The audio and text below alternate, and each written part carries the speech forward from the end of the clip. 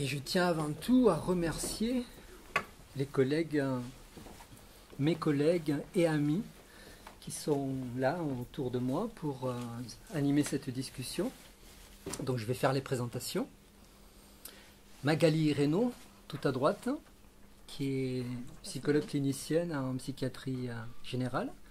Et j'ai la chance, l'honneur de travailler avec elle. Elle est membre des forums. Peut-être un jour membre de l'école aussi, je pense que ça approche. Je continue par ma droite Sophie Rolamanas, qui a longtemps été collègue, psychologue clinicienne en psychiatrie adulte, mais qui n'exerce plus aujourd'hui qu'en tant que psychanalyste. Elle est membre de l'EPFCL, AME, et à ma gauche, Béatrice Tropis-Saquet, qui vit dans les PO, qui est psychanalyste à Toulouse et avec qui j'ai l'habitude de travailler aussi, qui est psychanalyste et membre de l'école. Et là, devant vous, vous avez l'équipe enseignante de l'unité clinique qui est rattachée au CCPSO, au Collège de clinique psychanalytique du Sud-Ouest. Unité d'enseignement de psychanalyse autour d'entretiens proposés à des patients hospitalisés. Et nous menons un enseignement, donc tous les quatre, soit Béatrice, soit Sophie, soit un invité extérieur, un psychanalyste du CCPSO, est invité pour mener cet entretien qui se tient dans un cadre bien spécifique. Bonjour. Et si vous voulez avoir de plus amples informations sur cet organisme, vous tapez simplement CCPSO sur Google et vous trouverez, ou un autre moteur de recherche, pardon, et vous trouverez des informations, notamment sur l'unité clinique de Narbonne, qui se tient grâce à un partenariat entre le CCPSO et le centre hospitalier. Voilà, donc j'en ai terminé pour les remerciements. Et je laisse donc la parole à... Voilà, je vais commencer. Merci. Sophie Rolamanas. Merci, merci Dominique de nous avoir présenté. Voilà, merci d'être là tous, d'être venus. Vous entendez bien au fond? Non. C'est avec grand plaisir, en tout cas, que nous sommes réunis ici, à Narbonne, pour une première présentation du livre de Dominique Marin, Ça parle, étude sur le discours intérieur, publié en novembre 2024 aux éditions Nouvelles du Champ Lacanien et qui vient, comme dans une suite logique, c'est comme ça que je l'ai en tout cas entendu ou lu, de son premier ouvrage publié en 2021 dans la même édition, Beckett avec Lacan. Plaisir partagé donc, comme je disais, avec vous tous et avec une mention particulière d'avoir travaillé cette rencontre avec Magali Reynaud, Béatrice Tropis-Saquet, puisque voilà, nous vient la tâche agréablement d'animer ce moment avec l'auteur, notre collègue et ami Dominique Marin. Donc un peu d'émotion aussi, voilà. Bien que beaucoup de personnes le connaissent ici, je vais tout de même faire une présentation de l'auteur, avant de dire quelques mots sur cet ouvrage impressionnant par l'étude et la recherche minutieuse et rigoureuse, théorique et non moins clinique, concernant le discours intérieur. Ce qu'on fait tout le temps, tous les jours, sans cesse, de se parler, on pourrait le dire comme ça. Ensuite, Béatrice Tropis-Saquet nous transmettra les effets produits par sa lecture. Et Magali Reynaud fera part de ses questions et remarques. Mais sûrement, oui, sûrement, qu'entre chaque séquence, Dominique aura des choses à dire. Entre chaque séance. Ça déteint l'atmosphère, tu vois. Des lapsus. Un petit lapsus. Mais oui. Il ne faut jamais s'en priver. Moi, je ne m'en prive pas. Donc le discours intérieur est mal lâché, là. Donc tu auras des choses à dire entre, sûrement. Voilà. Donc, Dominique Marin exerce la psychanalyse à Narbonne, analyste membre de l'école des forums du champ lacanien et de son international.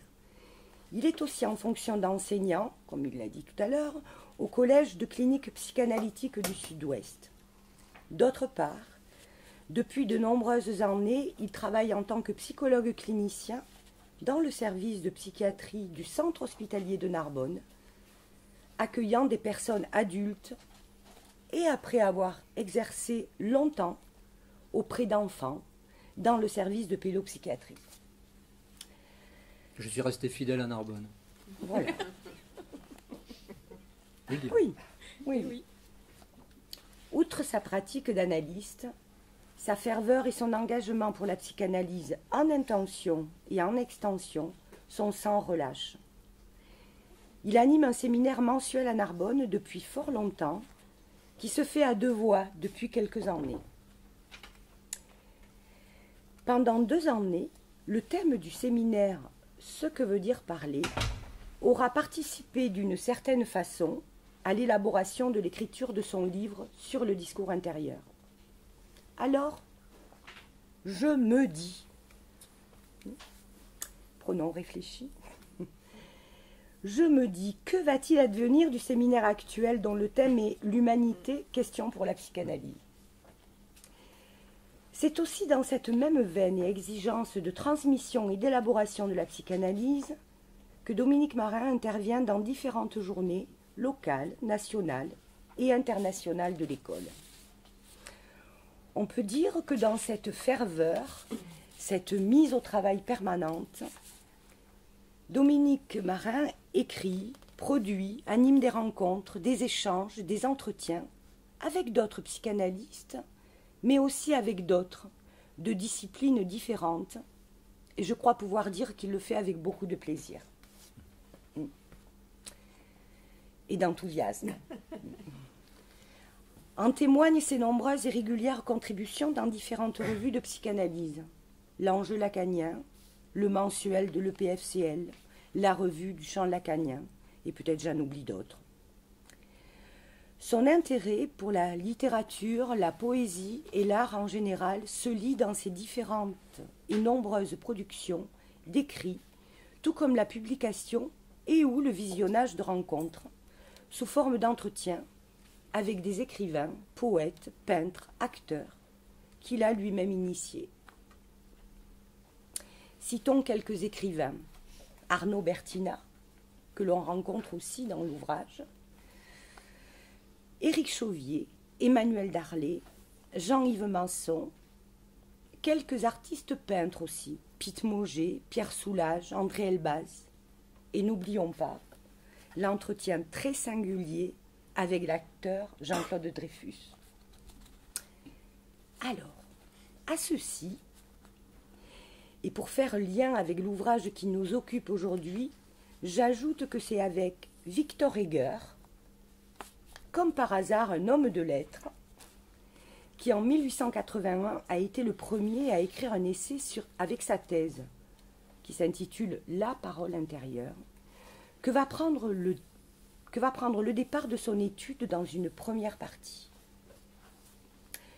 Nous en venons donc à ton livre, Dominique, dont je propose une lecture. Tu vas voir qu'il se veut une entrée en matière, autour de quelques éléments, fragments et questions pour appuyer et ouvrir à la discussion et à l'échange.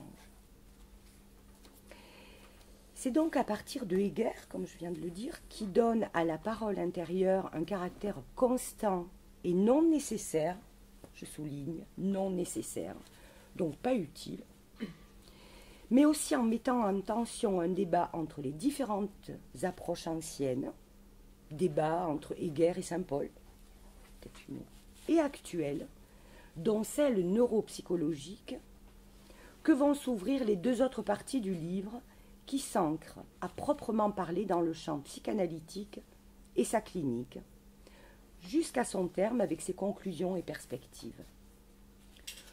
Tout au long des pages est soutenu le terme de discours intérieur et non le vocable d'endophasie, très à la mode, qui laisse de côté le concept d'inconscient. Mais tu ne cherches pas à comparer, à dire si une conception est mieux qu'une autre. Ce n'est pas dans cette perspective-là que tu écris. Mais tu t'expliques, tu donnes tes raisons. Tu vas t'appuyer par exemple sur les mots de Vanessa Springora, avec son livre Le consentement, et de Charlotte Pludowski, qui a écrit peut-être une nuit. Voilà. Et plus personnellement, tu nous fais part de quelques fragments cliniques issus de ta pratique dans le service de psychiatrie. On y reviendra. Tous ces éléments permettent en somme de rendre, je te cite dans le 4e de couverture, plus net l'abîme qui sépare la psychanalyse des sciences neuropsychologiques actuelles. Et ceci pour explorer et approfondir le mécanisme, se parler à soi-même, dans le champ de la psychanalyse. Ceci résonne avec un passage du livre qui me semble important de lire pour marquer cet abîme. Alors ça, je vais le lire si tu veux bien, à la page 148. Ça nous donne vraiment, je crois, non je crois pas, ça nous donne vraiment comment tu t'y es pris, enfin comment tu as tissé et cousu ton livre. Il est écrit bien sûr. Rien n'objecte à supposer, tu dis, car ce ne sera jamais qu'une hypothèse, que la parole intérieure décrite par Heger comme signe indépendant de la pensée, étant entendu que la pensée n'existerait pas sans le signe, mène une vie, donc le discours intérieur, la parole intérieure, mène une vie hors des lois de la langue et ne se manifeste que dans ses incongruités, formation de l'inconscient et injonction surmoïque. Que ces phénomènes sont des effets de la parole intérieure. Rien n'objecte à ce que cette parole intérieure continue. Notre chose, écrit Heger, donc cette parole intérieure, notre chose, écrit Heger, soit identifiée comme le lieu de l'inconscient réel, lieu de la langue, en ce qu'il a de plus insaisissable, travaillant sans relâche pour la jouissance qui gouverne le sujet. C'est là ce qui rend raison de l'impasse des conceptualisations à laquelle conduisent les études récentes sur le discours intérieur. La dimension réelle de l'inconscient, telle que mise à jour par Lacan, est en effet totalement étrangère aux préoccupations des chercheurs rassemblés autour du projet scientifique monologué. Là, tu fais quand même, tu décris l'impasse qu'il y a entre les deux, sans préjuger que ce soit l'une ou l'autre qui soit mieux. Mais en tout cas, tu distancies aussi la question du monologue. Le discours intérieur n'est pas du monologue. C'est pas de cet ordre-là. Si je continue. Oui, si tu veux que j'intervienne. Si tu veux, pour appuyer, oui. Quand le discours intérieur, on l'appréhende soi-même comme monologue, c'est qu'on en a parfaitement conscience. Là, dans la phrase très compliquée qu'a lue Sophie, il y a une hypothèse, l'hypothèse que ça continue peut-être, cette parole intérieure continue, pas sous forme de monologue dont on peut se rappeler, mais peut-être à l'insu même du sujet. Peut-être que ça continue, c'est une hypothèse. Et que ce serait ça, on serait poussé de ce côté-là alors vers quelque chose d'un inconscient réel. Réel, ça veut dire qu'il ne s'appréhende pas. Des bouts de réel, on peut en attraper, mais l'inconscient totalement mis à nu, ça on ne peut pas y croire. Je ne peux pas y croire. Le discours intérieur est insaisissable. Insaisissable. En son fond. Que des petits bouts. Que des petits bouts.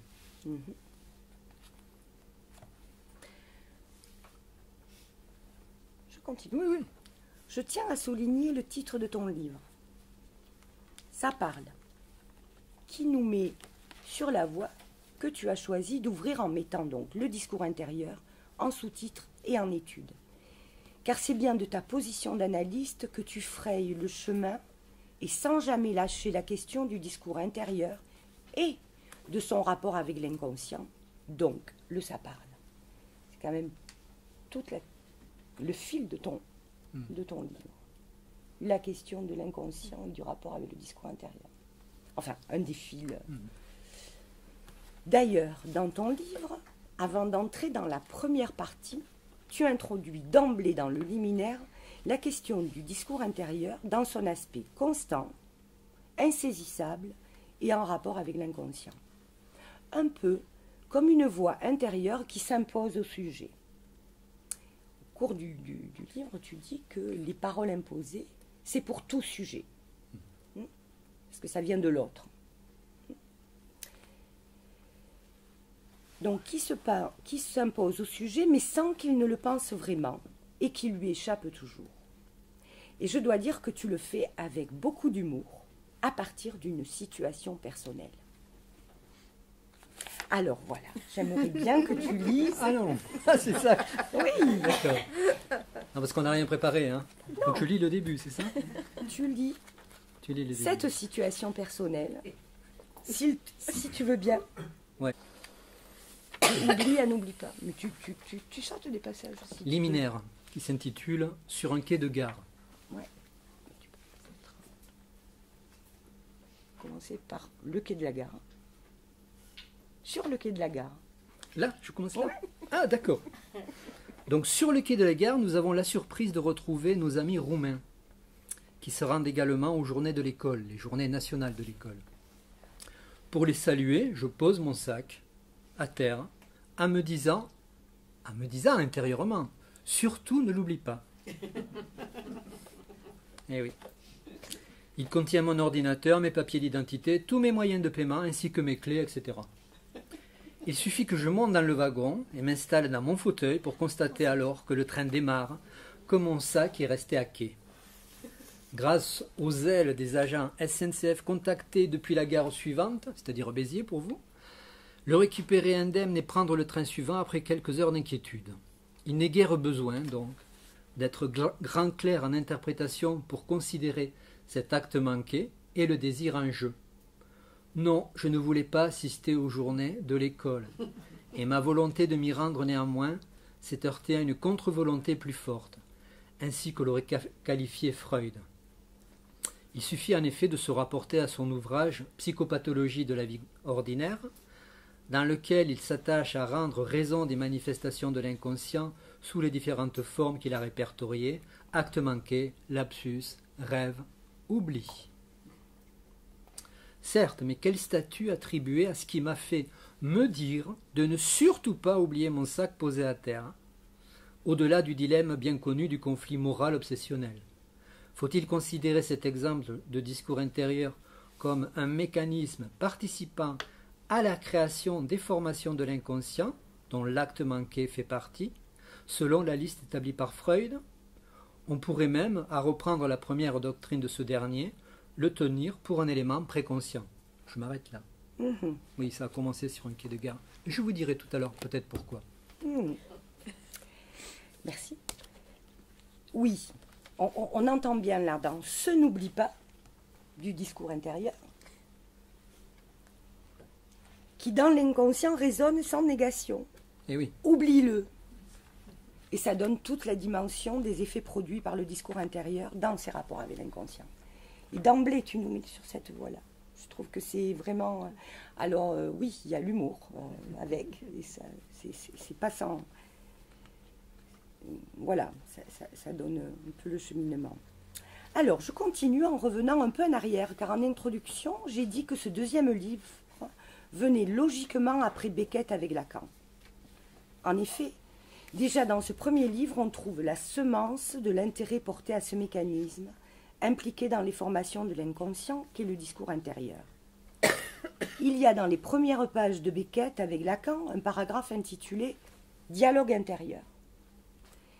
Et il y est aussi fait mention dans le 4e de couverture de Beckett avec Lacan. Et puis, Dans une des réponses faites à Betty Milan, donc dans un article qui est paru où elle te posait des questions au sujet de Beckett, avec Lacan au sujet du livre, et qui est paru dans le mensuel, le PFCL, il y a un endroit où tu dis, Dominique, « Je tiens à préciser que la contribution de mon essai sur Beckett n'aura servi qu'à reprendre à nouveau frais une notion introduite par Lacan lui-même et peu exploitée à mon avis, en l'occurrence le discours intérieur. » Alors, est-ce bien d'une logique qu'il s'agit? Et dans ce cas, comment ça s'est articulé? C'est ma question. Est-ce de ce premier écrit sur Beckett où la question du discours intérieur y est, et de quelques autres rencontres qu'est venue se nouer l'idée de ce deuxième livre sur le « ça parle ». Alors, bien que l'on puisse en lire des réponses dans ton livre, peut-être, Dominique, pourrais-tu nous en dire un peu plus là-dessus, sur ce nouage, quelque chose de l'articulation qui arrive de Beckett. Et puis j'ai une question sur l'écriture de ton livre.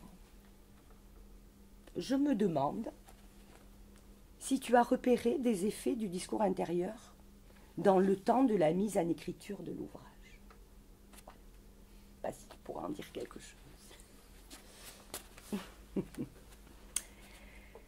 Un dernier. Je continue ou tu veux répondre? Non, pas pour l'instant. Oh, je veux partir là. Non, je suis là. Mais, voilà, c'est une question un peu, voilà, ça m'a interrogée, quoi. Parce que même si c'est, là je m'adresse à l'auteur, bien évidemment, et c'est un écrit, c'est une étude. J'entends bien que c'est pas un livre de littérature mais tout de même, qu'en est-il du discours intérieur pour l'auteur, puisque tu en parles quand même pour les écrivains, de Beckett, par rapport à Beckett, par rapport à Joyce, mais voilà, voilà, c'est un intérêt. Voilà. Qu'est-ce qui se passe quand on écrit même un article? Qu'est-ce qui se passe avec le discours intérieur? Alors, un dernier point.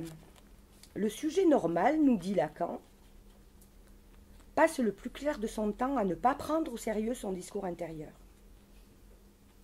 En effet, le prendre trop au sérieux renvoie au phénomène d'envahissement, de fermeture et de grondement, jusque parfois au surgissement de voix hallucinées. Ne pas trop le prendre au sérieux, c'est entendu. Ok, je suis d'accord.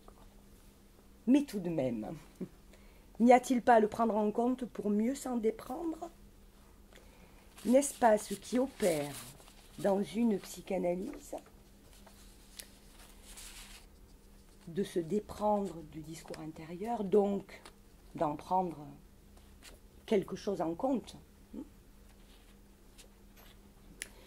Pourrait-on dire que dans le trajet d'une analyse, et à partir de la reformulation de Bergogneau, qu'on dise, c'est-à-dire qu'on se dise, reste oublié derrière ce qui se dit dans ce qui s'entend, serait alors de faire chuter le pronom réfléchi, en quelque sorte de se défaire de l'emprise du fantasme, en tout cas que ce de chute, ce pronom réfléchi. Et à l'inverse, pour les sujets en trop, qui sont trop en prise avec le discours intérieur, de pacifier et apaiser les grondements du discours intérieur. Et au contraire, de renouer un peu ce qu'il en est du discours intérieur.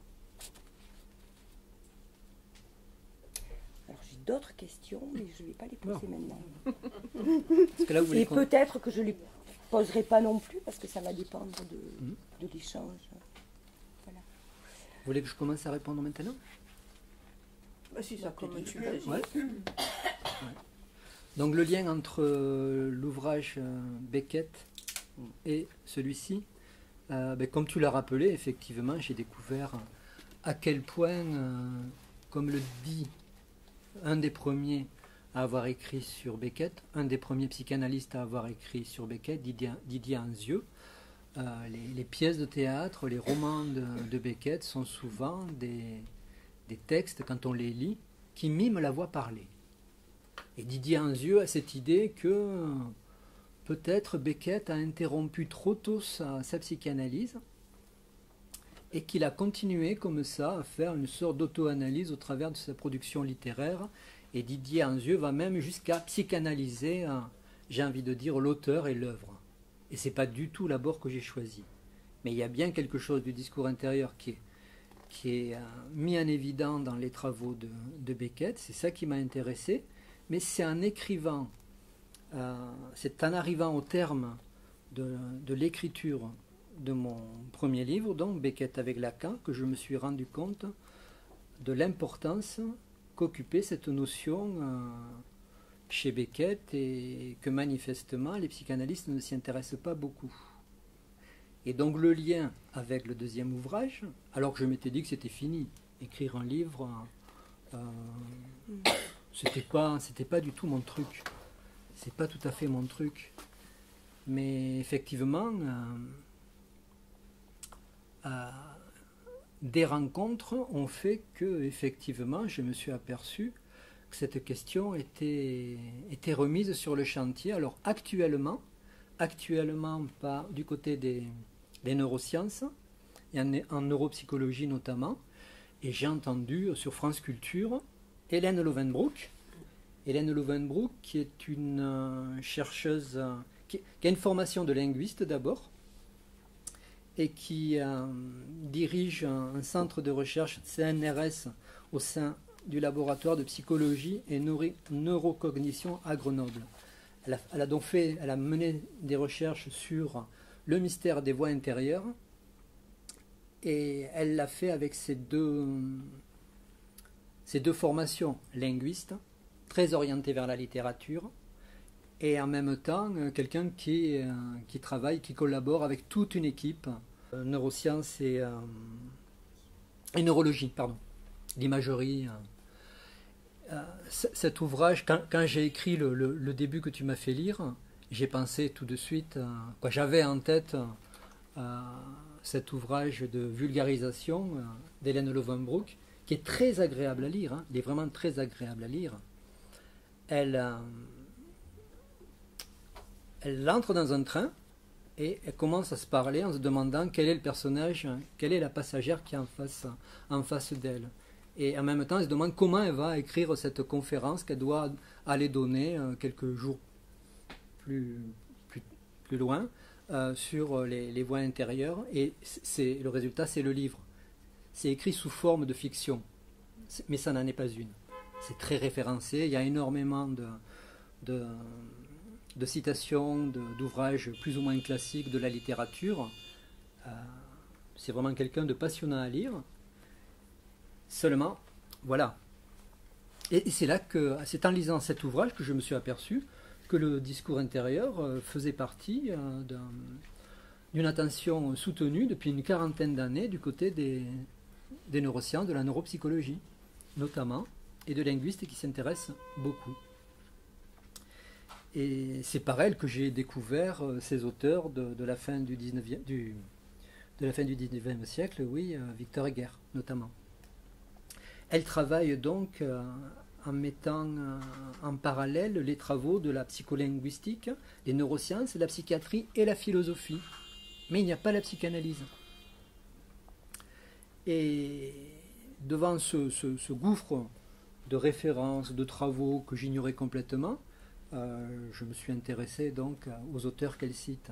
Et je veux juste souligner la raison qui m'invite à vous pousser à lire cet ouvrage, même s'il ne parle pas de psychanalyse, c'est que quand elle le fait d'une façon très innocente, en disant, elle cite deux fois Freud et Lacan, une fois en relevant que peut-être Freud aurait entendu des voix, mais elle n'en est pas sûre, elle l'a entendu dire, et je crois qu'on est suffisamment nombreux ici pour affirmer que jamais dans aucune de ses correspondances les plus intimes, et après avoir lu toutes ses biographies, ses confidences, Il n'a jamais été question de voix chez Freud, mais dit bien que on lui aurait dit que.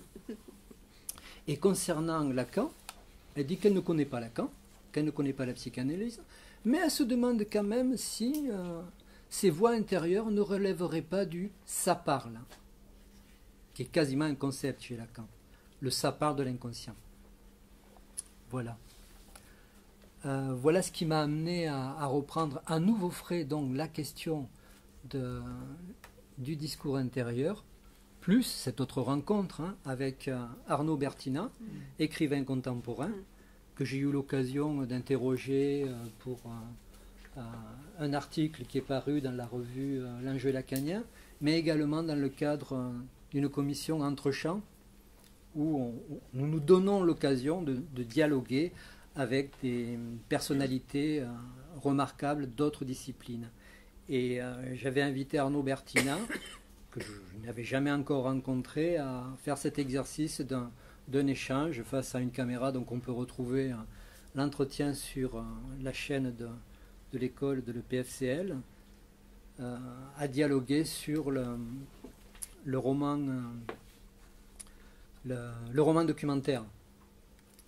Et c'est en l'écoutant plus tard, c'est en écoutant Arnaud Bertina invité plus tard ailleurs, que je l'ai entendu évoquer la question du discours intérieur. Mais il l'a évoqué en essayant de rendre compte de l'évolution de l'histoire de la littérature. Que la littérature, jusqu'au début du XXe siècle, elle consistait surtout en des ouvrages où le narrateur est omniscient, il est dans la tête de tout le monde, il voit tout un petit peu comme Dieu, qui connaît les pensées de chacun et qui les couche sur le papier.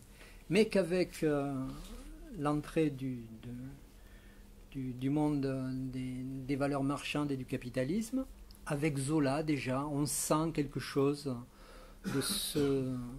de cette bel ordonnancement dans la littérature, dans la façon d'écrire, s'effondrer un peu et on commence à avoir des auteurs qui placent le lecteur dans le désordre d'une tête. Et ce désordre d'une tête, eh ben, ce sont des personnages principaux qui parlent à la première personne. C'est un jeu qui s'exprime. Et alors, à ce sujet, je peux juste souligner que Victor Heger, qui publie donc, comme tu l'as rappelé tout à l'heure, pour la première fois une thèse sur la parole intérieure. Il a une formation de philosophe, il enseigne la littérature à la Sorbonne. En 1895, il a un étudiant qui s'appelle Marcel et qui va écrire un énorme bouquin qui commence comme ça. Longtemps, je me suis couché de bonne heure. Voilà, Marcel Proust. Donc c'est pour vous dire que ce virage-là, on le retrouve effectivement dans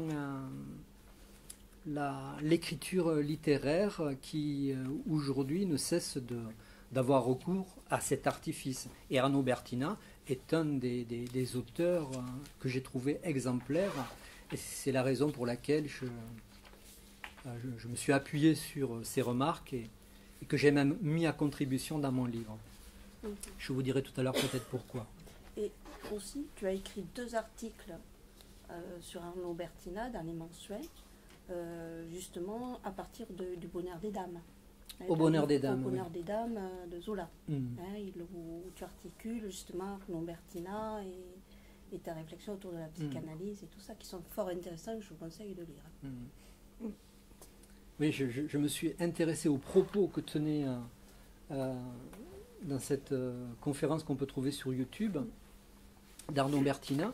Je me suis arrêté à ce propos où justement il fait référence au monde de Zola et au Bonheur des Dames en disant que la production d'objets qui viennent sur le marché, déjà à la fin du 19e, au début du 20e siècle, à la fin du 19e, ça a été écrit en 1881, je crois aussi, au Bonheur des Dames. Oui, à peu près. Tout commence en 1881 dans ce livre, pas simplement sur le quai de gare à Narbonne. Et Arnaud Berthinat dit, voilà, les grands magasins, la profusion du monde de la marchandise introduisent de nouveaux rapports sociétaux qu'on retrouve dans la littérature avec ce qu'il décrit comme un désordre dans une tête. Je trouve cette formule magnifique. Ouais. Alors, Arnaud Berthinat ne prétend pas du tout que la question du discours intérieur a commencé avec Zola, mais il explique bien que Zola en a tracé l'acte de naissance dans cette période-là. Il l'attrape à ce moment-là. Voilà. Enfin, semble-t-il.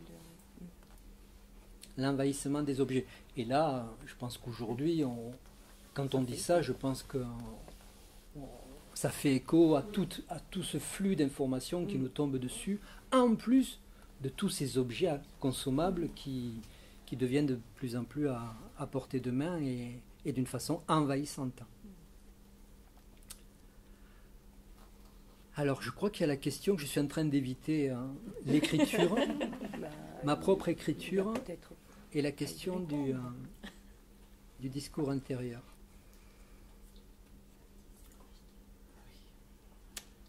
Un blanc. Un blanc. Non, parce que je crois que je peux le relier à ce que tu dis de la fin de l'analyse. C'est la troisième question.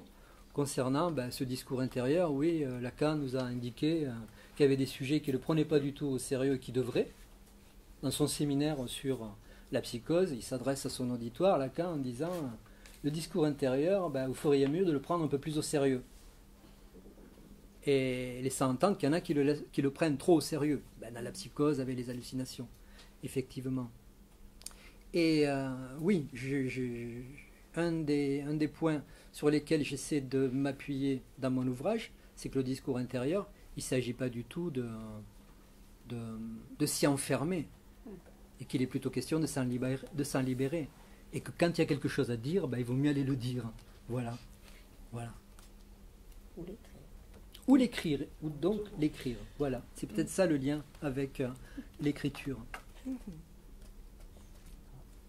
Sortir de la rumination pour se laisser pousser par la nécessité de dire.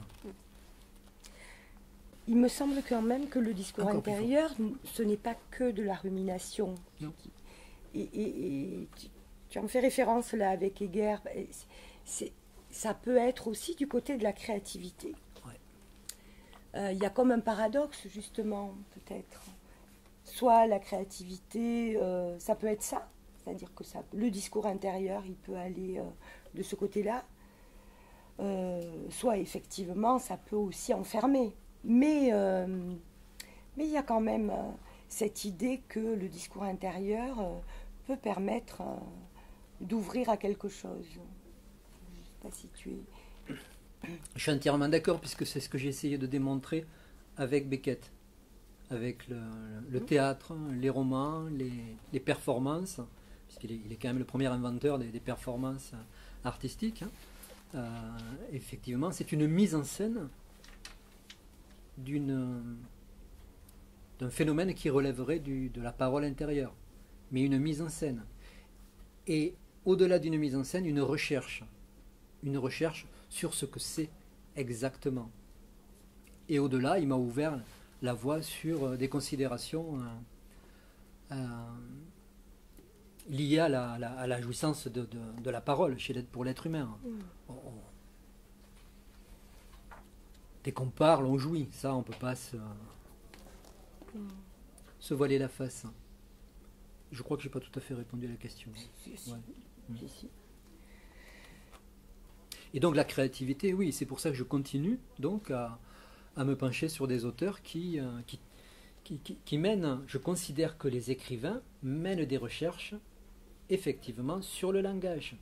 Quand Lacan, lors d'une rencontre improvisée, s'adresse à un public qui n'est pas forcément très averti, alors là il devient complètement limpide. Et il explique, en quoi consiste votre enseignement ? Mon enseignement, c'est le langage. Mon enseignement, c'est le langage et absolument rien d'autre. Nous sommes des êtres parlants. On essaie d'en comprendre les mécanismes au travers de ce qui nous est commun, de ce que nous partageons, et qui fait nos différences absolues, la façon dont chacun parle, ou est parlé. Et effectivement, donc, je considère que les écrivains étant eux aussi des chercheurs sur le langage, ben, ce qu'il vaut mieux faire avec eux, c'est ce que j'ai fait avec Beckett. Hein. Je n'ai pas fait de Beckett un cas clinique, mais un chercheur sur le langage. Et il m'a appris certains trucs dont je ne parlerai pas aujourd'hui, parce que ce n'est pas le propos.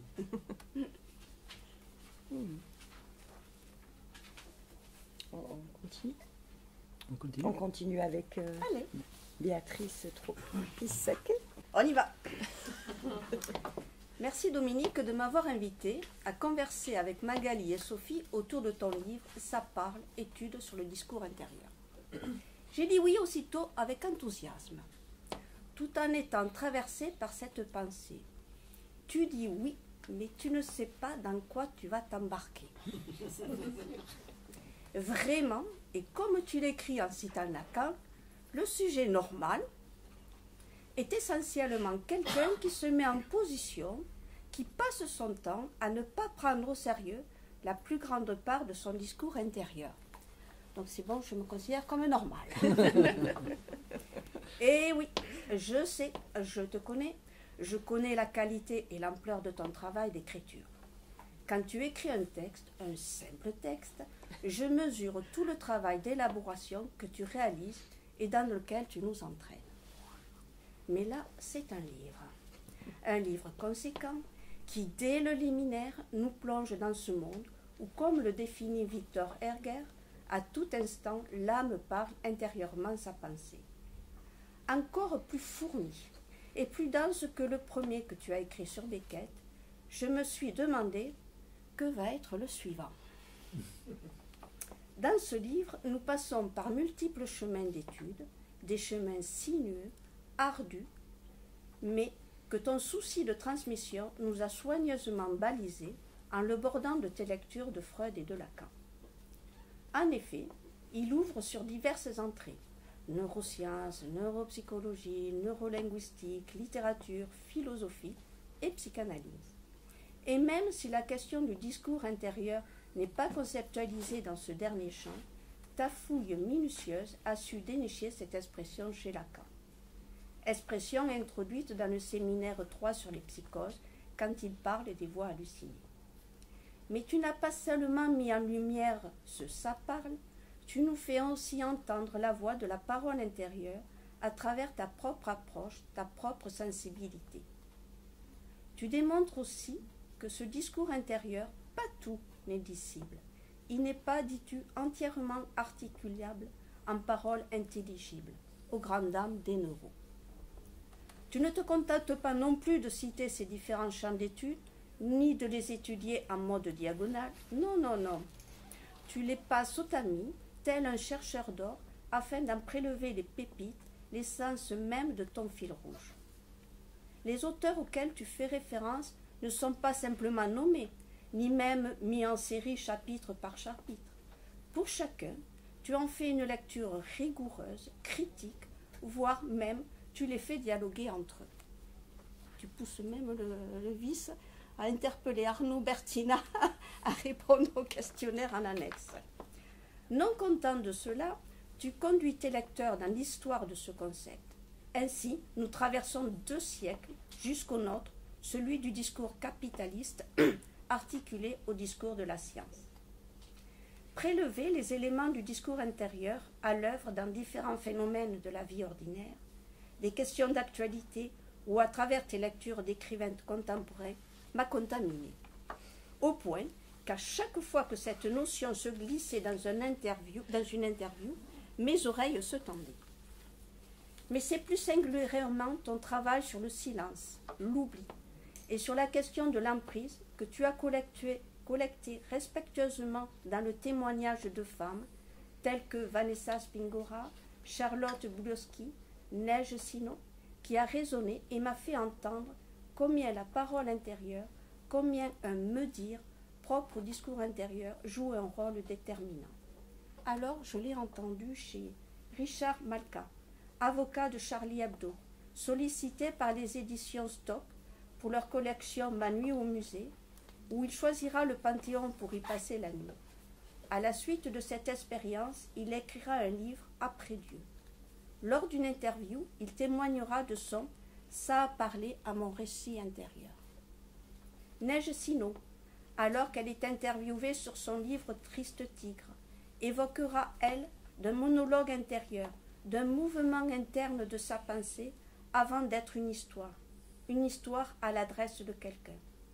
Camille Laurence, elle aussi, elle fait référence à son livre intérieur. Mais bon, même si parler est avant tout se parler, comme tu le dis, pouvons-nous pour autant y lire la trace d'un discours intérieur, d'une parole intérieure? N'y faut-il pas un petit quelque chose de plus? En effet, pour démontrer la participation, la présence du discours intérieur, il n'y faut pas seulement une écoute, il faut entendre. Écouter, entendre, tu y fais référence à partir de Gabriel Bergogneau concernant cette expression de Charlotte Budowski, me disant. Ce dernier souligne, s'il se trouve 100 façons de parler, il y aurait seulement 2 façons de prêter l'oreille, écouter et entendre. Aux questions générales que je me suis posées lors d'une première lecture, j'ai trouvé des éléments de réponse, comme si tu en avais anticipé quelque chose. Même si Arnaud Bertina n'est pas loin, comment est venu le désir d'en faire un ouvrage? Mais en amont, comment a émergé l'idée d'écrire sur ce thème? Tu en as déjà témoigné. Un thème que je qualifierais de glissant, dans le sens où il fait plus appel à d'autres champs, comme celui des linguistes ou des neuros, qu'à celui de la psychanalyse. Deuxième question, qu'est-ce qui t'a conduit à revendiquer pas à pas la notion de discours intérieur et non d'endophasie, terme adopté par les linguistes et les neuroscientifiques? Mais revenons à ce qui a chatouillé mes oreilles lors de ma lecture.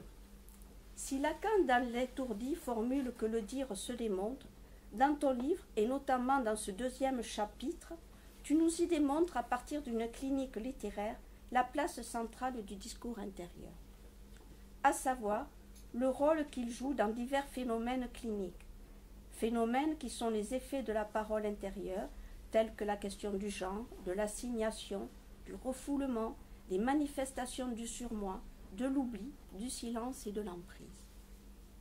Ces 3 derniers phénomènes que tu étudies finement à travers des témoignages de femmes, des écrits de vie terrée de l'intime. Cette voix que Victor Heger définit comme indiscernable, évanouie, m'a particulièrement intéressée.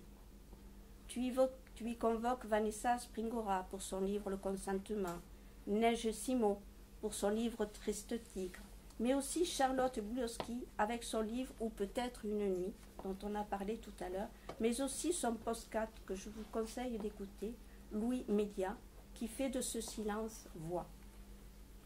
Des femmes qui nous font entendre le silence bruyant de cette voix intérieure, des femmes qui témoignent, semble-t-il, de leur sortie du silence. Pourrait-on parler d'une réelle sortie du discours intérieur, et en sortant vraiment?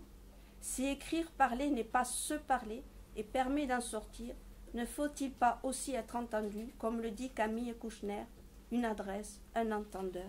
Qu'en penses-tu? Alors encore merci, Dominique, de m'avoir permis de passer d'un « ça ne me parle pas » à un « ça me parle » adressé. Merci. Merci, mais merci pour ta lecture parce qu'elle est, elle est éclairante. Il y a des références que je ne connais pas, évidemment. J'en prendrai connaissance plus tard.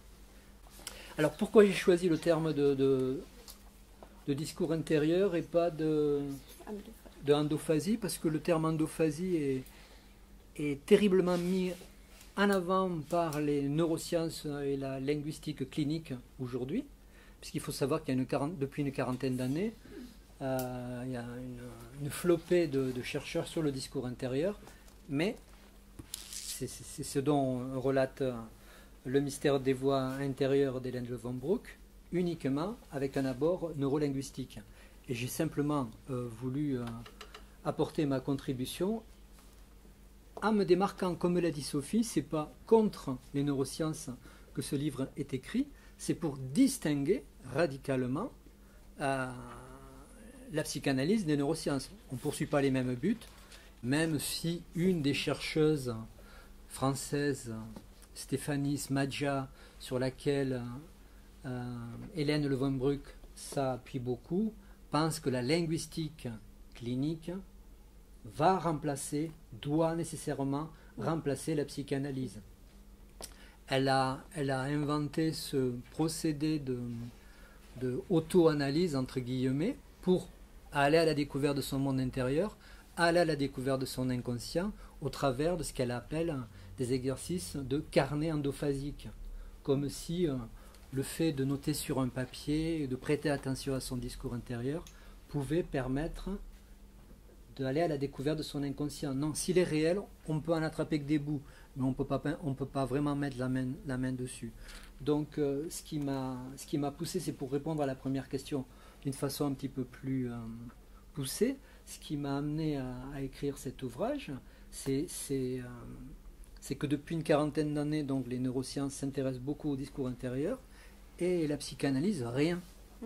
Donc voilà, j'ai voulu intervenir à ce niveau-là. Mais le phénomène, moi, que j'ai trouvé très, très, très amusant, je ne sais pas si ça peut être drôle, mais en tout cas très amusant, c'est que là, je suis en train de réouvrir un débat entre deux approches, médicale, neuropsy d'un côté, et psychanalytique de l'autre, et que ce débat-là, il a eu lieu dès la publication du livre de Victor Heger en 1881, puisqu'il y a un autre auteur très important qui va réagir et qui va passer une bonne partie de son existence à contredire Victor Heger.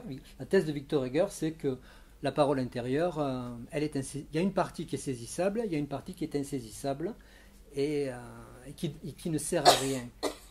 On a le sentiment qu'il touche à quelque chose de l'ordre de l'inconscient, mais l'inconscient n'a pas été inventé encore. On en est loin encore en 1881. Par contre, en 1894, en 1914, enfin je ne sais plus, 12 par là, je ne sais plus, parce qu'il y a eu plusieurs chapitres, Georges Saint-Paul, donc, a écrit, c'est sur le langage intérieur, le premier, en 1892, le langage intérieur et les paraphysies, la fonction endophasique. Donc c'est dans cet ouvrage sur la fonction endophasique que ce médecin s'appuie pour contredire la première publication, la première thèse de Victor Heger. En fait, en gros, Saint-Paul, il se réfère aux travaux de Charcot en disant, voilà, il y a 3 types de mémoire, on le sait maintenant, Charcot nous l'a appris, avec tout ce qu'on découvre du fonctionnement du cerveau et des aires qui permettent son fonctionnement, ben on sait qu'il y a une mémoire visuelle, une mémoire auditive et une mémoire motrice. Et Georges Saint-Paul va élaborer un questionnaire, c'est pour expliquer ce que tu as dit tout à l'heure. Et donc, Georges Saint-Paul va élaborer un questionnaire qu'il va soumettre à une quantité de personnalités en France, mais aussi à l'étranger, puisqu'il publie dans son livre sur les troubles de l'endophasie, il publie ce questionnaire qu'il soumet donc à différentes personnes, et une des personnalités à qui il fait passer ce questionnaire sur la formule endophasique, puisque c'est ça qu'il cherche. Il cherche à essayer de catégoriser les gens selon leur type de système formule endophasique. Mais en s'appuyant sur Charcot. Visuel, il y en a plusieurs. Et Heger, c'est plutôt la voix. Et Saint-Paul, c'est plutôt... non, Charcot a très bien ouvert la voie, il suffit de l'exploiter, de continuer à démontrer qu'effectivement, il doit y avoir 3 grands types de formules endophasiques propres à chacun. Et donc, et ce formulaire, il va le proposer de le faire passer à Émile Zola. Et comme il a été publié, ce questionnaire, je me suis dit pourquoi pas le faire passer à Arnaud Bertina, mais sans lui dire de quoi il s'agit. J'ai dit, Arnaud, s'il te plaît, fais-moi confiance, tu réponds aux questions, elles vont te paraître un peu bizarres. Ah oui, il me dit, elles sont plutôt bizarres, mais il a joué le jeu. Et j'ai voulu mettre en parallèle donc Émile Zola, dont Arnaud avait déjà parlé, avec les réponses d'Arnaud, voilà, pour voir qu'on avait un peu le même style de profil, mais ça n'indiquait rien sur la formule endophasique proprement dite, telle que Saint Paul tente à le prouver. Puisque quand il interroge Saint Paul, ces personnages, ben, il recueille des réponses relatives à leur mémoire.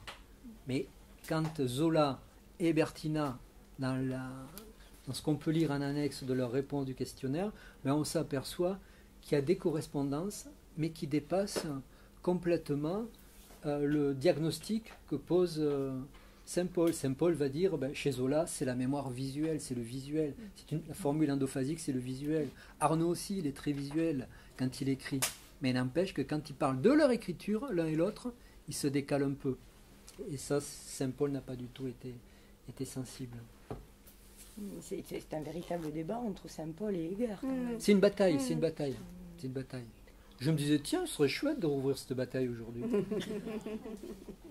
D'ailleurs, Heger, à un moment donné, en répondant, il est agacé. Hein. Victor Heger, ah ouais, très, très, très. Mais oui, mais il est prêt à partir de façon très violente. Hein. Oui. Donc voilà, ce débat à la fin du 19e, au début du 20e, je trouve qu'il se réactualise un petit peu aujourd'hui, si on n'y prend pas garde. Et, non, la linguistique clinique ne remplacera pas la psychanalyse. Ce sont deux choses différentes. Ce sont deux choses différentes. Et ensuite, c'est vrai que tu as fait référence, comme on est le 8 mars et que c'est la journée de la femme, tu as fait référence à des autrices sur lesquelles je me suis arrêté pour interroger la fonction du discours intérieur dans le silence concernant les abus dont elles ont été victimes. Alors Charlotte Puldowski, ou peut-être Une nuit, c'est un ouvrage, mais on peut écouter les podcasts sur Internet, ouais, effectivement, parce qu'elle les a publiés intégralement. Et donc, en faisant une lecture assez fine, de son propos, on a le sentiment de trouver à chaque instant l'instant où le sujet se dit « je dois me tromper, je sais mais je dois me tromper », qui accentue le silence. Et je ne résiste pas à vous lire un passage, si vous permettez. C'est un ouvrage écrit par Mona Chollet, Résister à la culpabilisation. Sur quelques empêchements d'exister, c'est le sous-titre. Et donc Résister à la culpabilisation, c'est un ouvrage féministe, mais je l'ai lu parce que je l'ai entendu à la radio. J'étais en train de corriger les dernières épreuves de mon livre. Il est paru en septembre 2024. Et j'ai dit aux éditions, il faut que je rajoute un petit couplet parce que c'est pas possible de laisser passer ça. Je vous explique pourquoi. Parce qu'il y a une façon de traiter la question du discours intérieur d'une façon que je considère très biaisée.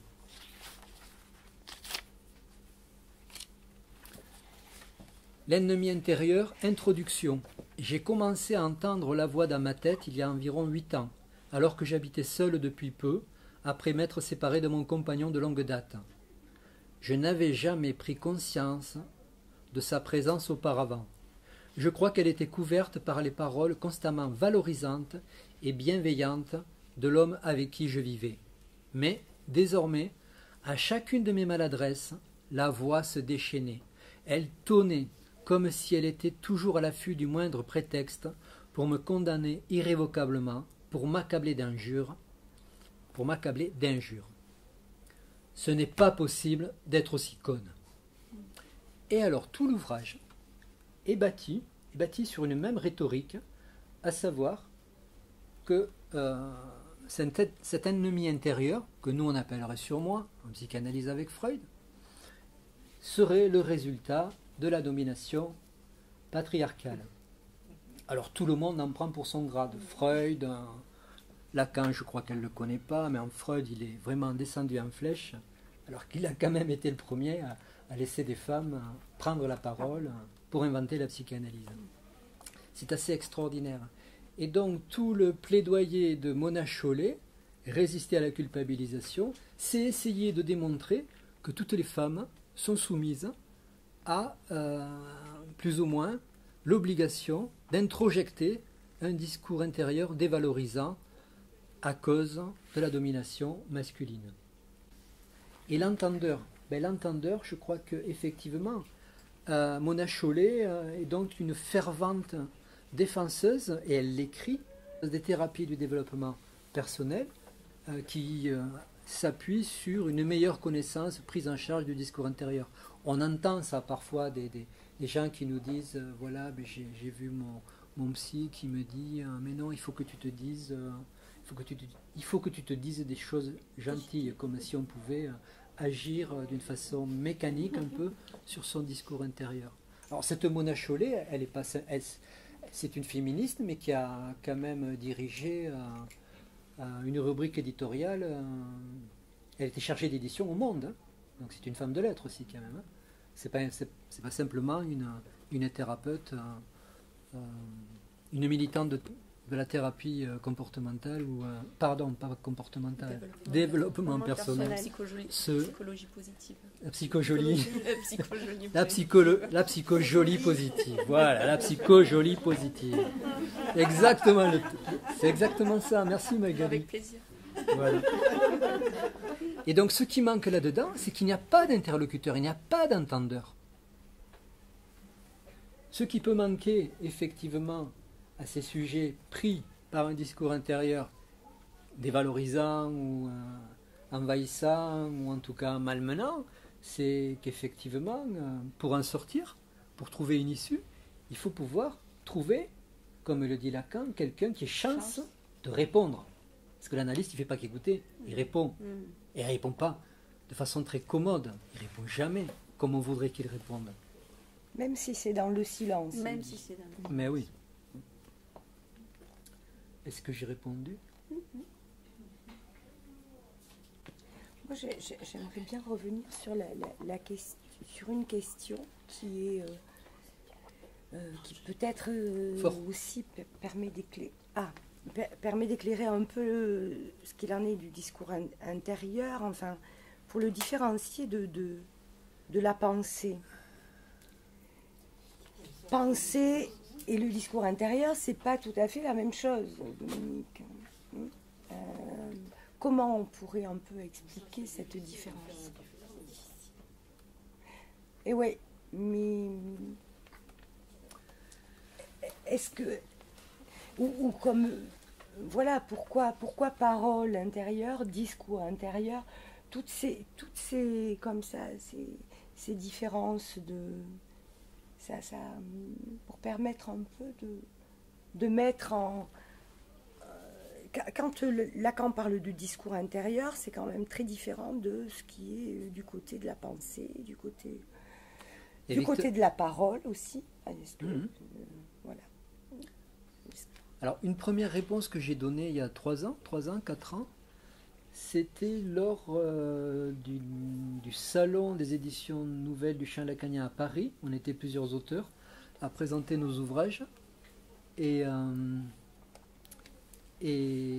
Michel Bousséraud m'a demandé si je faisais une distinction entre pensée et discours intérieur. Et j'ai dit non.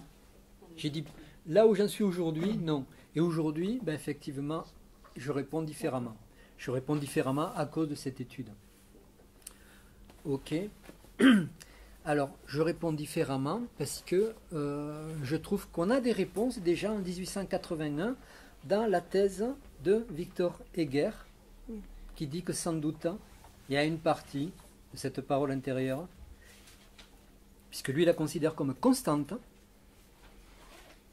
sans utilité quelconque, elle est gratuite, mais il considère que la grande partie nous échappe. Et que ce qu'elle permet, c'est d'éveiller d'éveiller des pensées. Elle peut éveiller la pensée, c'est-à-dire une série de signes qui défileraient comme un flux continu. Donc il y a une différence. Ce serait à la base de la pensée. Ben, c'est ce qui permettrait à la pensée de s'éveiller. D'accord. Je crois qu'il y a des gens qui sont impatients d'entendre voilà. Magali. On va écouter Magali. Oui. Bon, ben, merci pour ton livre et de m'avoir aussi invité à la table pour animer la discussion. Et j'ai relevé quelques questions ou remarques à partir de la lecture de ton livre. Bon, et des questions ou remarques qui ont à voir avec la partie plutôt clinique de ton livre. Donc, voilà, en résonance aussi avec le travail du coup. Et donc notamment tu parles de la coupure à différentes reprises dans le chapitre clinique du discours intérieur, la voix hallucinée coupée du monologue intérieur. Bon, et tu dis que c'est, alors ça ce sont mes mots à moi, un élément clinique à repérer. C'est ce que c'est comme ça que je l'ai traduit. Mais j'ai trouvé que c'était quand même assez, ça m'a vraiment questionnée et j'aimerais bien que tu puisses en dire quelque chose ou un peu plus expliquer qu'est-ce que tu entends par là quand tu parles de la coupure. C'est une question très pointue, je trouve. J'en ai d'autres. Attends. Non, mais moins pointues peut-être. Attends.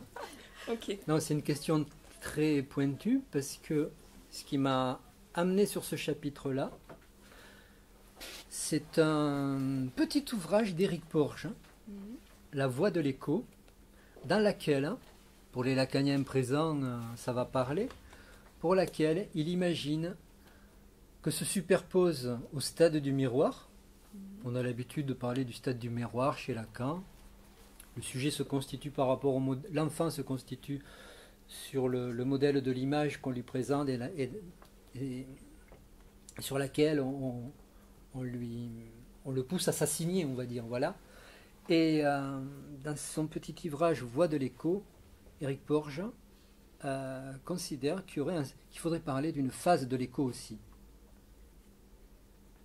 Que c'est une découverte pour l'enfant de s'entendre parler. Qu'effectivement, il y a quelque chose qui fait que quand nous prenons la parole, qui doit revenir vers le sujet de telle sorte qu'on puisse se reconnaître dans ce qu'on dit. Et il imagine donc que pour l'enfant, je résume d'une façon très grossière sa thèse, il imagine que pour l'enfant, c'est aussi compliqué que de s'identifier à l'image qu'on lui montre dans le miroir, où on lui dit c'est toi. Puisque le chien, lui, continue à chercher derrière quand il se voit dans le miroir. L'enfant, il finit par s'identifier à son image. Mais quelque chose de la voix subirait le même trajet. Donc une sorte d'appropriation, une sorte de chambre d'écho qui fait que le sujet pourrait se constituer son identité. D'ailleurs, il y a deux choses qui sont très pénibles pour moi, c'est de m'entendre dans un enregistrement, de me voir dans un enregistrement. Là, on est filmé. Mais bon, si on choisit les deux, du coup. Mais si on ne se reconnaît pas dans une image, si on ne se reconnaît pas dans le miroir, si on ne se reconnaît pas dans une image, on est un peu foutu, ou alors c'est l'angoisse. Si on ne se reconnaît pas dans ce qu'on dit, même si cette voix elle reste étrangère à celle qu'on croit être la sienne, on est un peu foutu. Et donc, en suivant les références indiquées dans le livre d'Éric Porges, j'ai été conduit à réouvrir le séminaire 6, le désir et son interprétation de Lacan, et en poursuivant au-delà des références indiquées par Éric Porges, je suis tombé sur ce petit passage où Lacan va poser la voix, l'objet voix, à côté des autres objets qu'on attribue d'habitude aux névrosés, pour l'écriture du fantasme. Le complément du sujet, le sujet, peut le trouver également dans la voix. Et c'est là qu'il parle des voix hallucinées, des voix entendues, en disant que très souvent, ce sont des voix qui se sont détachées du monologue intérieur. Elles sont tellement bien détachées du monologue intérieur que dans la clinique que nous avons en psychiatrie adulte, il nous arrive parfois d'entendre ces patients qui nous disent « J'entends des voix, et qu'est-ce qu'elles disent les voix ? Va te jeter sous un train, t'es une ordure. » Mais ce n'est pas reconnu comme étant sa propre voix. Donc il y a une coupure qui est coupure de détachement du monologue intérieur. C'est la thèse de Lacan. Hein. Il y a quelque chose d'un automatisme mental, donc. Mais le sujet ne se reconnaît pas dans cette voix qu'il entend et qui vient de ses pensées. Donc effectivement, l'idée dans la clinique, ce serait peut-être de renouer, d'aider le sujet à renouer entre ce qu'il entend comme voix qui vient de l'extérieur et son discours intérieur. Mais ça, c'est pas... Okay, du coup, ça m'amène à rebondir sur une autre question que j'avais par rapport à ce que tu dis là. C'est dans le chapitre, non là c'est fragments cliniques, où tu parles de ton expérience en psychiatrie et où tu évoques, alors j'en ai vraiment une en tête de vignette clinique, mais il me semble qu'il y en a deux. En tout cas la première, si je me souviens bien, le patient peut dire à un moment donné, mais là c'était mon discours intérieur. Et donc, ma question, c'est pour un sujet qui peut témoigner qu'il a eu un discours intérieur, mais qui, à un moment donné, est envahi par des voix. Alors, première question, est-ce qu'il peut revenir à un discours intérieur ? Mais l'autre question, la deuxième, c'est plutôt, est-ce qu'à un moment donné, il peut y avoir, je vais dire, cohabitation du discours intérieur et des voix, c'est-à-dire de pouvoir peut-être un peu différencier à tel moment ce sont des voix et à tel moment ça relève plutôt du discours intérieur. Ouais, c'est une question très difficile parce que j'ai envie de dire que je continue à l'explorer. Ouais. Les cas cliniques sont rares. Alors je reviens à ce que je disais tout à l'heure, hein. Très souvent les voix hallucinées c'est un sujet qui s'adresse au patient. C'est un autre qui s'adresse au patient, qui le commande, qui l'insulte. Toute une gamme, vous pouvez imaginer toute une gamme, et ça c'est hyper fréquent, on en rencontre tous les jours. Après, le patient qui arrive à dire « mais c'est ce que je pensais », ça c'est beaucoup plus... je ne sais pas si on peut espérer un raccommodage. Un raccommodage, je ne sais pas. Par contre, oui, j'ai discuté avec une autrice d'un de ses ouvrages où le personnage c'est je, c'est un discours intérieur toujours, c'est des souvenirs, c'est ses lectures de Duras, c'est une écrivaine qui avait invité Dominique Bondu lors de Lucie à l'université. Elle parle des voix qu'elle entend et moi j'étais me faire une dédicace et elle m'a dit, mais c'est les voix que j'entends, c'est réel. Donc je pense qu'elle arrive, cette autrice, à cohabiter dans le sens où elle se les réapproprie peut-être par le travail de l'écriture. J'en sais rien, peut-être. Ouais. Il me semble que tu réponds un peu dans le livre, il me semble que tu réponds un peu à cette question du côté... Enfin, effectivement qu'il n'y a pas de raccommodage, mais il y a quand même quelque chose qui peut, dans une orientation psychanalytique, dans une position analytique, pour un patient qui vient s'adresser à... Voilà. Quand tu parles de ces deux fragments, hein, ce sont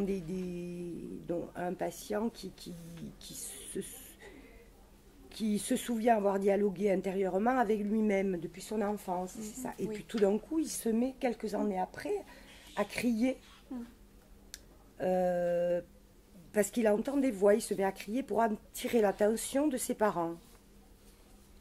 Et c'est dès qu'il a entendu sa voix, un écho, que quelque chose d'un phénomène paranoïaque s'est mis en route. Et là, les voix sont devenues extérieures.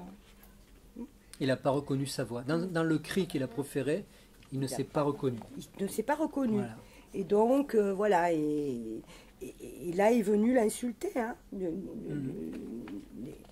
Mais tu dis quand même que dans ces deux rencontres que tu as eues, que ça illustre la sorte de dissociation qui opère entre le discours intérieur et les voix extérieures. Ce que tu disais, hein, cette coupure-là, qui revient à parasiter l'autre sous forme d'éléments déchaînés et hors sens. Donc c'est là que ça coupe, il y a une chaîne qui se coupe. L'enjeu, tu dis, d'une cure analytique se situe alors clairement dans la perspective de redonner au discours intérieur plus ou moins de continuité. C'est-à-dire de renouer quelque peu le tissu parolier déchiré en ne s'intéressant pas trop aux voix hallucinées. Donc c'est de ce côté-là que ça peut permettre de... Mais peut-être... Enfin, je sais pas. Tu peux... Oui, mais je crois que je réponds mieux par écrit qu'à l'oral. C'est plus clair. Non, mais sérieux, c'est mieux dit comme ça. Ouais. Tu l'as bien écrit, alors. Mais oui, c'est mieux écrit. C'est vous? C'est mieux écrit. Non, c'est pas l'IA. Hein.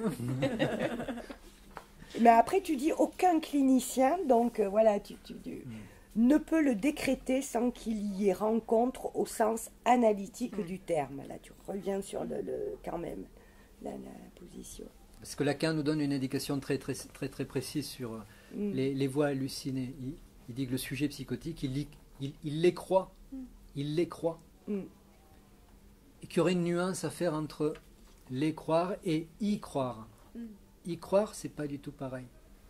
Exemple, si quelqu'un vous dit « je crois le Père Noël », c'est autre chose que « j'y crois ». Vous voyez bien le truc. Le croire ou y croire. Ouais. Oula. Eh oui. Y croire. Je ne parle pas de notre personnage. Hein. Y croire, c'est une chose, c'est une hypothèse. On suppose que, mais le croire... Et donc je pense qu'on peut peut-être avec certains sujets qui ont des hallucinations verbales, comme le dit Lacan, et non pas auditives, pour parler de ce que le sujet entend, comme on voit halluciner. Ouais. Lacan, il y a tout un débat aussi, donc que je relate un petit peu, où Lacan discute avec les psychiatres classiques, de la psychiatrie française surtout, et pour dire, hallucination auditive, non, hallucination verbale. C'est ce qu'on disait tout à l'heure avec Magali concernant le fait que pour le sujet halluciné, qui entend des injures, qui s'entend donner des ordres, c'est quelque chose de son monologue intérieur qui est coupé et qui revient de l'extérieur. Il ne sait pas que c'est lui. Madame, vous voulez dire quelque chose? Oui, je voulais dire que dans Chloé Delhomme, Pauvre folle, son dernier roman, c'est exactement ça. C'est sa voix hallucinée qu'elle coule dans sa voix narrative et de manière tout à fait admirable. Il faut lire Chloé Delhomme. D'accord, je note. Allez. Peut-être que Magali, tu... Oui, j'en avais éventuellement... Bon, je l'ai lu 2 fois ton livre pour avoir... pour qu'il y ait des questions qui s'en dégagent.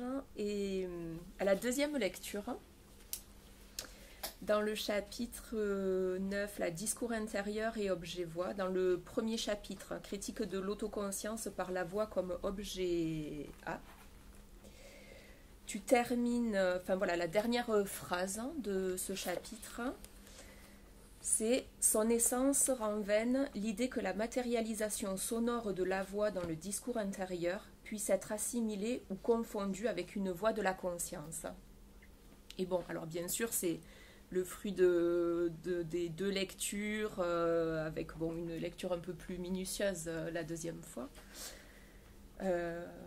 m'a amené à une question. Mais bon, peut-être qu'on peut dire ma question. Parce que ça m'a fait penser, ou ça a résonné avec un phénomène qui peut se passer de temps en temps quand voilà, le discours intérieur défile. Et à un moment donné, il s'arrête par quelque chose qui vient, peut-être, j'ai envie de dire, ramener vraiment à la conscience. De quelque chose qui vient faire « Ah, mais qu'est-ce que c'est ça ?» Je suis en train de penser à ça. Bon, voilà. Est-ce que, je sais pas, tu peux en dire quelque chose, ou enfin, est-ce que... C'est quelle page? Parce que c'est vraiment pointu, là. C'est page... non, mais c'est pointu parce que, oui, c'est ma question. C'est ce qui m'est venu, Ouais. ce phénomène-là, où je me suis dit, peut-être que dans ton étude, bon, est-ce qu'il y a quelque chose à rapprocher, ou est-ce qu'il y aurait des éléments, au moins déjà des ébauches de réponses ou de pistes à explorer pour que je puisse essayer de comprendre qu'est-ce qui se passe au moment de ce phénomène-là, quoi. Mais sinon, c'est à la page 176, critique de l'autoconscience par la voix comme objet petit a.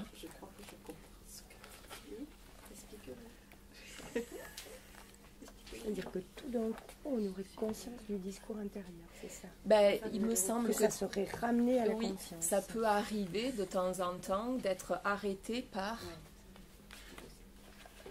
voilà, une pensée. Alors, ouais, est-ce que c'est un mot, une pensée qui vient interpeller, quoi. Mais c'est vrai qu'il y a des moments où ce qui échappe nous échappe. Donc ça revient. C'est le phénomène tout bête. Vous êtes dans la rue, vous pensez à quelque chose, ou vous êtes dans une salle, vous pensez à quelque chose, et soudainement, vous allez prononcer un « Ah ouais !» ou un « Merde !» ou un... alors que c'est complètement déplacé. Il y a quelque chose de ce à quoi vous étiez en train de penser qui déborde et qui revient.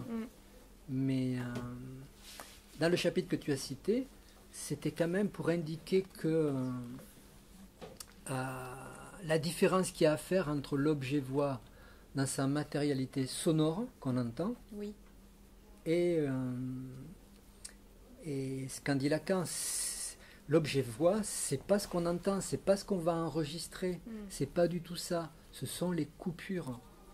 Ce sont les coupures. Si je peux lire un tout petit, tout petit élément que j'ai perdu. Je trouve que c'est le linguiste Gabriel Bergogneau qui en parle bien, en disant par exemple que il le dit pas, ça c'est moi qui le dis, mais quand Béatrice parle catalan, quand Magali parle anglais, quand Sophie parle espagnol, moi qui ne maîtrise pas ces langues, je sais pas où il faut couper les syllabes, donc je comprends rien. Je comprends rien. Voilà. La fonction de la coupure, qui peut faire émerger un élément d'appel à signification, et sans doute qui relève de la pulsion invocante, c'est la coupure. Et Gabriel Bergogneau montre que déjà, l'histoire de découper les syllabes, c'est tout un monde qui s'ouvre devant nous. Alors, il parle d'un ami arabophone qui connaît le français à la perfection. Cet ami avait pour habitude de couper les syllabes de patrie, la patrie, non pas comme nous en avons l'habitude, patrie, mais de la façon suivante, parti, c'est-à-dire à la manière, écrit Bergogneau, à la manière de sa langue maternelle. Et je crois qu'on a là quelque chose qui touche à ce concept tellement difficile à saisir chez Lacan de la langue. Ouais. Et Sophie l'a évoqué au début, le rapprochement que je fais entre ce flux continu du discours intérieur et la langue, comme gîte, comme registre de l'inconscient réel. On ne se défait pas, on ne se défait jamais entièrement de la langue dans laquelle on a baigné. Il y a quelque chose qui reste, et peut-être que c'est ces restes qui viennent alimenter ce flux continu en quoi consiste le discours inconscient qui nous échappe complètement. Je crois que j'ai répondu à côté. Ça fait rien? Ça fait rien. Ça fait lien avec ce que la remarque que je voulais une remarque que je voulais faire, mais c'est pas vraiment une question. C'est dans ton intitulé du livre, ça parle, hein, mais au fur et à mesure des pages, tu en viens à cette question essentielle, que c'est pas ça parle qui a toute son importance, mais plutôt d'où ça parle. Oui. Et que c'est d'où ça parle, c'est un peu ce qui est déjà là pour le sujet. D'avant la parole, est-ce que c'est pas ça qui constitue le discours intérieur? D'où ça parle? Voilà, enfin, j'ai trouvé que ça apparaît quand même de manière assez évidente dans le livre, quoi, que c'est de ça aussi qu'il s'agit, c'est de remonter un peu, enfin je ne sais pas si c'est remonter, mais que quelque chose là dans le discours intérieur en tout cas, qui est d'avant la parole. C'est pas la parole. Ouais. Et qui est noué avec la langue en un seul mot. Je suis d'accord avec toi. La façon dont le sujet, il a entendu parler avant de pouvoir même parler, comment il se l'a approprié. Et je pense que ça passe par le discours intérieur. Que c'est le lieu. Je ne sais pas comment il faut le dire exactement. J'ai pas fini de m'expliquer avec tout ça. Je rajoute ceci parce que en dialoguant avec notre prochain invité, David Frank-Allen, qui viendra le 28 juin présenter son livre sur les cahiers asilières, j'ai retrouvé une référence. Il m'a permis de retrouver une référence que je voulais mentionner dans mon livre. Et voilà, ça ne s'est pas fait. C'est une référence de Lacan dans le séminaire 3. Alors, je vous ai dit que dans ce séminaire 3 sur les psychoses, Lacan interpelle l'auditoire en disant oui, vous ne prenez pas trop au sérieux votre discours intérieur. Et il y revient un peu plus loin. Ce dont il s'agit pour l'homme, c'est justement de s'en tirer de cette modulation continue, et j'aime bien ce terme, de modulation continue, de façon que ça ne l'occupe pas trop. C'est bien pourquoi les choses s'arrangent de façon à ce que sa conscience s'en détourne. Seulement, admettre l'existence de l'inconscient, c'est dire que, même si sa conscience s'en détourne, la modulation dont je parle, la phrase avec toute sa complexité, n'en continue pas moins. Il n'y a pas d'autre sens possible à donner à l'inconscient freudien que ce sens-là. Je m'arrête là. Et vous ne trouvez pas ça dans le livre parce que j'ai oublié de le mentionner. Je l'avais noté quelque part, je l'ai perdu, là je l'ai retrouvé. Ouais. Maryse. Oui, j'avais une question qui m'est venue quand Sophie t'a questionné sur le discours intérieur de l'écrivain au préalable à l'écriture du livre.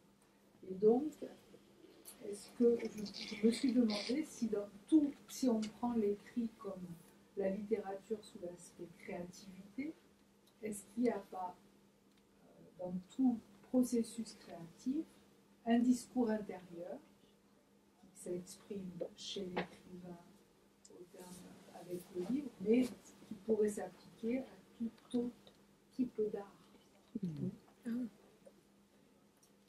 Le discours intérieur dans le processus créatif. Vous êtes tous, autant que vous êtes là, des créateurs. Vous avez au moins créé quelques symptômes pour vivre. C'est embarrassant, mais sans cet embarras, vous n'allez pas loin. Vous êtes tous des créateurs. Nous sommes tous des créateurs. Tu es d'accord? Oui. Voilà. Ensuite, il y a des créateurs qui font vraiment œuvre de création.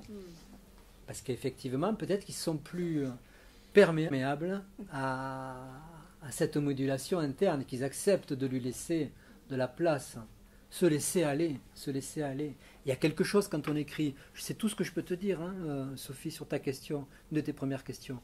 Accepter de se laisser aller, quoi, quand on écrit. Et moi, je ne fais pas œuvre littéraire, hein, c'est pas un roman, c'est une étude. Mais Oui, mais voilà. c'est justement pour ça que je posais la question. Ouais. Mais il faut accepter de se laisser, Oui, de c'est se ça. laisser aller à écrire, même si c'est pas commode. Putain. Mais ce que tu as écrit à propos du quai de la gare, c'est de la littérature. Oui, c'était un petit clin d'œil à Hélène Lovenbroek. Oui, mais parce que je crois que c'est que par la littérature qu'on peut aussi toucher l'autre. Parce qu'en définitive, quand même, nous, ce qui nous oriente dans la pratique, c'est l'inconscient réel, l'inconscient, la langue, mais c'est le poème. Le poème qu'est chacun, unique, et qu'il a signé. Pour bien spécifier les choses, et dans notre clinique, dans notre champ, et dans le dispositif analytique, parce que tu fais tout un... Il y a un chapitre pour différencier la question de l'association libre et justement du discours intérieur, puisqu'il y a certains auteurs qui ont rapproché que le discours intérieur c'était la même chose, ou que c'était apparenté à l'association libre. Ouais, ouais. Il me semble important peut-être de bien différencier ce qu'il en est de... Tout à fait. Tout comme l'œuvre de Beckett n'est pas une œuvre de dialogue avec son analyste, l'association libre, elle n'a rien à voir avec le discours intérieur. Rien à voir. Rien à voir. Puisque le plus souvent, et ça tout le monde, tous les analystes ici présents connaissent le phénomène, hein, entre deux séances, l'analysant, il arrive à dire « Je vous ai parlé depuis la dernière fois, je vous ai parlé toutes les heures, je suis là, comme un couillon, je n'ai plus rien à dire. Je ne sais plus ce que je voulais vous dire. » Donc on voit bien que le discours intérieur, celui dont on parle là, hein, qui est plutôt léger, connu, bien à disposition de la conscience du sujet, ce monologue avec soi-même, il ne va pas très loin. Ou même si c'est un monologue avec son analyste, hein, ça ne va pas très loin, puisque quand on est en face de l'analyste, on est devant l'objet. L'objet qui cause son désir de savoir. Et... Mais je suis en train de me demander, est-ce qu'on peut quand même dire que le discours intérieur participe de ce qui soutient le sujet? Ah oui, oui. Ouais. Si on le rapproche vraiment, comme je tente de le faire en définitive, c'est là où je me dis que j'ai peut-être commis une bêtise en écrivant ce livre, mais si on soutient comme j'essaie de le dire là maintenant, discours intérieur, c'est peut-être juste un surnom de l'inconscient, mais l'inconscient plutôt réel. Il est quand même lié à une structure obsessionnelle, plus qu'à, par exemple, une autre structure hystérique ou... Non ? Ah, je sais pas si vous lisez ça, tous les exemples. Je suis une conne qui attaque le maître. Ça fait assez hystérique. Hein. Oui, enfin, Après, oui, le conflit moral, c'est propre à l'obsessionnel. Obsessionnel, oh là là.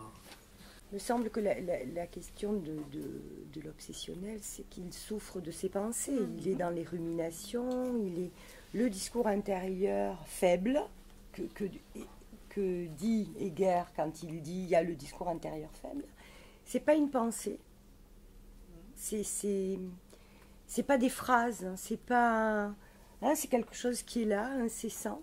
C'est pas forcément de la rumination. Donc. Mais voilà, après, il doit y avoir une articulation entre les pensées, puisque ça réveille la pensée. Hein. Ça met à éveiller la pensée. Oui, ce Victor Heger, avant l'invention de la psychanalyse, avant l'invention de l'inconscient, il a cette idée quand même que la parole intérieure faible, celle qui ne passe pas à la conscience, elle est peut-être toujours là présente, jusque dans les rêves, et il considère que les rêves seraient sans doute une répétition de lapsus. mais que c'est trop évanescent pour qu'on puisse se mettre la main dessus. Évanescent, c'est le terme qu'emploie Lacan dans le séminaire 11 pour dire l'inconscient, c'est l'évanescent. Il est en train de s'approcher d'une conception de l'inconscient qui va au-delà de l'inconscient freudien qu'on peut déchiffrer parfaitement, comme un rébus. Il a quand même l'idée, là, déjà, à Lacan, qu'il y a quelque chose qui échappe et qui s'impose quand même. Oui, il y a l'idée que les néologismes sont dans le discours intérieur, qu'il y a... Et voilà, que le discours intérieur serait le lieu de création des néologismes. Ouais. C'est assez extraordinaire, ça. Alors que la pensée obsessionnelle, c'est quelque chose... C'est peut-être pour ça... Mais c'est un lien. C'est peut-être pour ça que je crois qu'on peut avoir une petite chance d'espérer que l'IA va pas tout écraser, parce que je ne crois pas qu'elle ait de discours intérieur.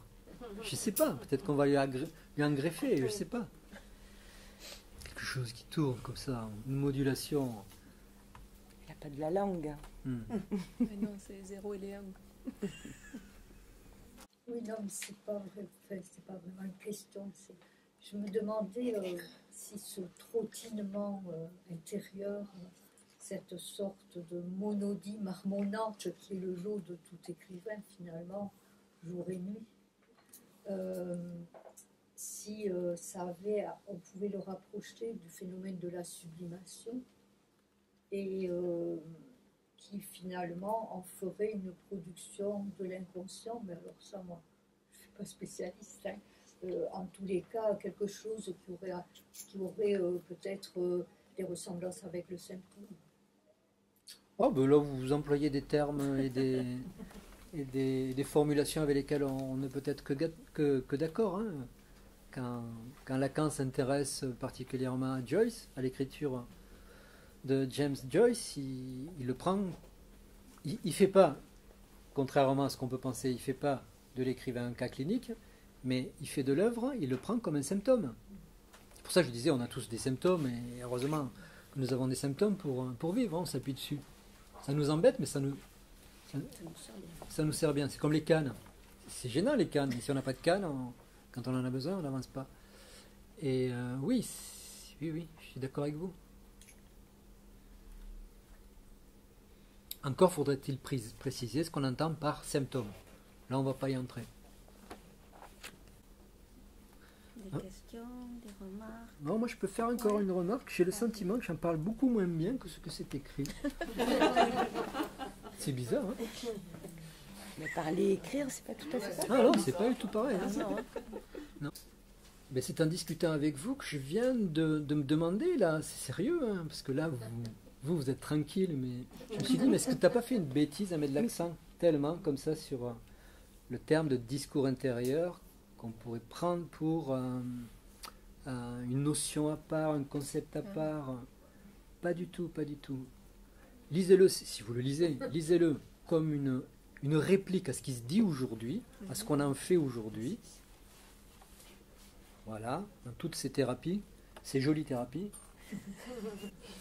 Mais il me semble que quand on lit le livre, que c'est ça qui court tout au long du... Tu n'en fais pas un concept. D'abord, c'est surtout du ça parle dont il est question, c'est-à-dire du rapport avec l'inconscient. C'est l'inconscient. Et oui, c'est l'inconscient. Et de quelque chose que tu veux soutenir dans le champ de la psychanalyse et de l'abîme qui sépare avec les neurosciences. Il me semble que c'est tout, que tu fais ce trajet-là. Oui, oui. L'inconscient, tout le monde l'emploie, ce terme. Et je pense que c'est aussi une façon, peut-être, de contribuer à ce qu'on l'entende d'une manière très rigoureuse. Ça parle, mais on ne peut pas conquérir tout le terrain de l'inconscient. Ce sont les promesses quand même de la linguistique clinique. Hein. Pour mieux connaître son inconscient, faites des carnets endophasiques. Non, non, non, pas du tout. Il faut parler. Pour en gagner quelques petits bouts, il faut parler. Il faut parler et renoncer peut-être à vouloir tout saisir. Ouais, à son discours intérieur aussi de temps en temps. Il faut y renoncer, quoi. Tout saisir, tout savoir. Et il y a tout un passage là-dessus hein, que tu fais dans ton livre et où tu dis au final que effectivement il y a la promesse de mieux se connaître dans le développement personnel et d'aller jusqu'à découvrir son inconscient. Et là tu dis bien, hein, enfin tu explicites bien comment découvrir l'inconscient alors que la psychanalyse, même à la fin d'une analyse, l'inconscient, il est toujours autre, quoi. Autre avec un grand A. Ça m'a fait penser à l'ouvrage de Théodore Reik, Écouter avec la troisième oreille. Et je me dis, mais on ne peut pas soi-même s'écouter avec la troisième oreille. Sinon, à devenir hypocondriaque, dit Lacan. C'est une réponse de Lacan. C'est juste. Vous avez raison, hein, absolument. Hein, Agnès. Vous vouliez poser une question? Je serais quand même curieuse, dans le contexte actuel, comme vous disiez, de la place de beaucoup de choses et thérapies, allez, je vais dire multiples, d'avoir, oui, votre du coup, positionnement est là plus précisément sur le discours intérieur, malgré vos précautions par rapport au développement personnel, qu'est-ce que vous mettez derrière le développement personnel? Est-ce que vous englobez du coup, par exemple, tout ce qui est de l'ordre de l'hypnose et les thérapies brèves, etc. Voilà. Quelle est la place du coup qu'est-ce que vous y mettez Est-ce que ça rentre dans cette nomination-là maintenant de développement personnel? Mais je crois que c'est une très grande question, peut-être trop large, peut-être pas assez précise, mais... Stéphanie Smadja, qui dirige cette grande équipe depuis 2014 autour du protocole monologué, avec une production éditoriale importante, qui est la fervente défenseuse de la linguistique clinique, et explique qu'elle veut répondre aux besoins de la population à la recherche de thérapies alternatives. Voilà, il faut proposer des choses alternatives. Et je me dis si, pour beaucoup, ils y trouvent une certaine satisfaction. Il ne faut pas les déranger. Il faut laisser faire si ça convient. Il y a des tas de gens qui ne peuvent pas faire d'analyse pour des multiples raisons. Mais il faut laisser faire. Je ne suis pas un militant dans le sens ceci est bien, ceci est mal. J'essaie simplement d'indiquer en quoi c'est différent. Et je crois que toutes les thérapies de développement personnel, je vais y arriver, hein, toutes les jolies thérapies, elles sont différentes de la psychanalyse. Et quand je vois des analystes, il y a des analystes idiots aussi, hein, dire « Ah, les neurosciences vérifient la psychanalyse », je me dis, ils n'ont rien compris à l'inconscient. Rien. La neuroscience ne peut pas valider l'inconscient. L'inconscient est propre à chacun et différent. Voilà ce que je peux répondre. Une question sur l'adresse. Parce qu'il me semble que dans le discours intérieur, on s'adresse à soi-même, mais on peut aussi s'adresser à d'autres. Oui, bien sûr. Donc il y a la question de jusqu'où vous disiez, mais finalement, il faut pouvoir l'adresser à quelqu'un, ce discours intérieur, et la cœur analytique, et d'un coup, ça peut être adressé avec parfois des retours qui ne sont pas ceux attendus, mais bon, voilà. Mais cette question de l'adresse, je trouve que c'est aussi la question du lien social. C'est-à-dire que ce que vous décrivez comme, oui, l'écrire dans un carnet, pourquoi pas, effectivement, mais qu'est-ce qu'on fait de cette appartenance à un moment, aujourd'hui, ici, dans ce monde-là, avec les autres? Voilà, c'était un peu ma question. C'est déjà une réponse. Hein. Ouais. Oui, c'est une réponse, merci.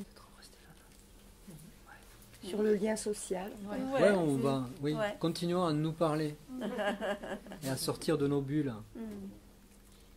Même si l'IA vous propose d'avoir un interlocuteur idéal qui s'appelle Replica. J'ai vu des publicités.